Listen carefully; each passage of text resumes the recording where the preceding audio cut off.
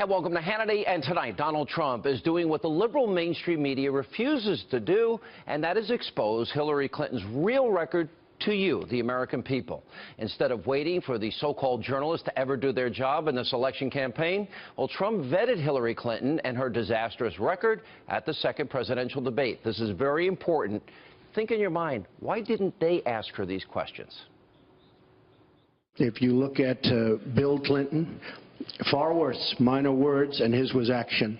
His was what he's done to women. There's never been anybody in the history of politics in this nation that's been so abusive to women. Sidney Blumenthal, he's another real winner that you have, and he's the one that got this started along with your campaign manager, and they were on television just 2 weeks ago. She was saying exactly that. So you really owe him an apology. You're the one that sent the pictures around your campaign, sent the pictures around with President Obama in a certain garb. Her papers went out to all her friends at the banks, Goldman Sachs and everybody else, and she said things, WikiLeaks, that just came out, and she lied. Now she's blaming the lie on the late, great Abraham Lincoln. That's one that I haven't. Okay, Honest Abe. Honest Abe never lied. That's the good thing. That's the big difference between Abraham Lincoln and you. For you to say that there was nothing wrong with you deleting 39,000 emails, again, you should be ashamed of yourself. And by the way, with Iran, who you made very powerful with the dumbest deal perhaps I've ever seen in the history of deal making, the Iran deal with $150 billion, with the $1.7 billion in cash, which is enough cash to fill up this room. The way they got out of Iraq, the vacuum they've left, that's why ISIS formed in the first place. They started from that little area, and now they're in 32 different nations, Hillary. Congratulations. Great job. All right, so how did we get to this point where Donald Trump is actually doing the job of the mainstream media? Remember back in 2008, I said journalism is dead. Well, it still is. Now, the media refuses to delve into Hillary Clinton's past, just like they refused to ask back in 2008 about then-Senator Barack Obama and his radical ties. Remember, the media wouldn't touch stories or ask questions about Obama's relationship with unrepentant domestic terrorists Bill Ayers and Bernardine Dohrn, or about Obama's ties to his pastor of more than 20 years, the Church of GD America, the Reverend Jeremiah Wright. Now, the liberal press, they turned a blind eye to Obama's embracing of the tactics of the radical left, you know, left-wing activists like Saul Alinsky. And those are just a few examples. Also tonight, while the media colludes with the Clinton campaign to try and tear down Donald Trump, well, the GOP nominee continues to campaign even harder. Watch this. We're going to take on the special interests, the corrupt media, and it is corrupt, and the career politicians that have stolen your jobs, your wealth, and stolen our middle class. They've stolen our middle class. And Hillary Clinton doesn't have a clue about how to bring back jobs. That I can tell you, folks. She doesn't have a clue. If she wanted to, she couldn't do it. You know, in New York State, she ran for the Senate. And you know, upstate New York is a disaster for jobs. And she said, I'm going to bring back 200,000 jobs. Guess what? Right down the tubes. Worse today than ever before. I'm not proud of everything that I've done in life. I mean, who among us is? Is anybody totally proud of every single element? Some we are. But let me tell you what I'm very proud of. I'm proud that I've always treated the blue-collar worker, and I consider myself in a certain way to be a blue-collar worker, that make this country run with tremendous respect. The waiters and waitresses, the cops and firefighters, the receptionists and the custodians, we treat them with dignity and respect. These are great people. These are great people. And here now with reaction, author of the brand new book. It is out today. It's called Treason. Former Speaker of the House, Fox News contributor Newt Gingrich. Good to see you. How are you? Good to be with you. And you're going to be in New Jersey, Ridgewood tomorrow at 7 o'clock. I am. Bookends. Great Very place excited. to be. All right. There's so much ground to cover here. But we have learned not only did the media not ask the questions that Donald Trump brought up in this debate, but what did we find out?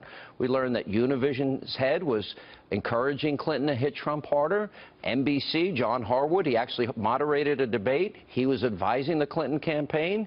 We know the New York Times. We've been interviewed by the New York Times a lot. Did they ever give you veto power over your quotes? that she had veto power. Nice thought. Boston Globe coordinating how to increase her presence at their newspaper. Then we have instances, Donna Brazil was at CNN, literally sharing town hall questions, although she denies it in fairness to her. How they actually use Benghazi to distract 4 dead Americans from her email server scandal. There's so much here and so little time. What do you make of this, but more specifically, how corrupt our news media is? Well, let's stay with the news media for a second. A good friend of mine, Barry Castleman, who writes a blog out in Minnesota, wrote yesterday that what we're seeing is a news media coup d'etat. He said he's always seen bias, but he's never seen the unified media try to destroy a candidate. And that what you've seen starting on Friday was a deliberate effort to destroy Trump and at the same time to smother all of the secret, I describe it as the secret Hillary. And I think it's very important for people to understand. The next 27 days are a straight-up fight between Trump's social media and the news media's effort to destroy him. And that's what it is. We have now media outlets, top outlets, that are coordinating with the Clintons to take down Trump and not do their job. But look, it's time to get past baloney. I mean, you had a major figure at ABC who gave thousands of dollars to the Clinton Foundation. You have the head of CBS News, his brother, is the #2 person in the National Security Council for Obama. I mean, I tell people it's not that they're for Hillary. They are Hillary. That's a powerful statement. They're an extension of the Hillary campaign. Or she's an extension of them. Then how do I get all this criticism when I tell everybody I'm a conservative? Because you're conservative. You don't understand. So I should accept this as fact. The thing the American people need to understand is that after 8 years of damage by Obama, Hillary Clinton, if she wins, will mean the end of America as we've known it, literally. Her radical judges will eliminate the Second Amendment. They will eliminate religious liberty. They will eliminate freedom of speech. Her radical appointees will shift power to Washington. She'll bring the most corrupt administration in history into the White House, and the rule of law will become irrelevant. It'll be, as we're discovering from these WikiLeaks, it'll be the rule of friends of Bill. Here's what we learned we learned that Debbie Wasserman Schultz and the DNC coordinated to basically hurt Bernie Sanders any way they could. We learned in the last WikiLeaks dump that Hillary Clinton wants an open hemisphere where 600 million people could come into the country, and she admits that she's one person in private and another person in public. Now we also find in the hacked emails she's praising Vladimir Putin. She was criticizing Trump on Sunday for the same thing, and she admits vetting Syrian refugees is impossible. These are key issues in the campaign. Sure. She also goes on, by the way, to say she doesn't worry about terrorism in the United States. And, of course, the whole point of my novel Treason is to remind people this stuff is really, really dangerous. But I want to go to one thing you said, because this is one of the challenges. There's so much stuff coming out that you get lost. Her proposal, which she described out, the word was really important. Her dream, it's her word, dream, which she said to Brazilian bankers in a secret speech for which they paid $225,000, having 8 months earlier paid her husband $400,000. She says, my dream is of an open border hemisphere. Now that means MS-13 gangs from El Salvador, the most dangerous country in the world. It means the FARC coming in from Colombia, the largest cocaine producers in the world. It means the Mexican cartels come in. And you read this and you think to yourself, is this woman crazy? Does she have any idea what her words mean in the real world? And if Trump could simply slow down, focus on 3 or 4 things like that and say, look. He can't possibly talk about all of them, can he? Right, so he's got to pick the ones. But if we had a referendum on the election really just started. So you can't wait till election day. People are now voting. Right. So if he could have a referendum on if you really want 600 million people, including MS-13, the FARC, and the Mexican cartels, free access to America, vote for Hillary. If you really think we should control our southern border, vote for me. My guess is that's 75-25.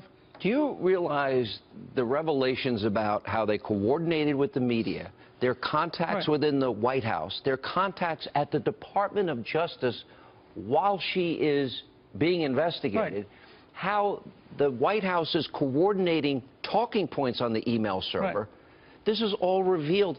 I don't believe it's even possible for the American people to absorb the depth of corruption that now exists within our government and what a phony she is and how hypocritical on so many levels she is. She's more than a phony. She is the most dishonest, most corrupt person ever to get this far in the presidential campaign. And think about what you just said a minute ago. I believe Trump's most important statement in the debate was that he would appoint an independent counsel. And my argument is not just for Hillary. We need an independent counsel at the Veterans Administration.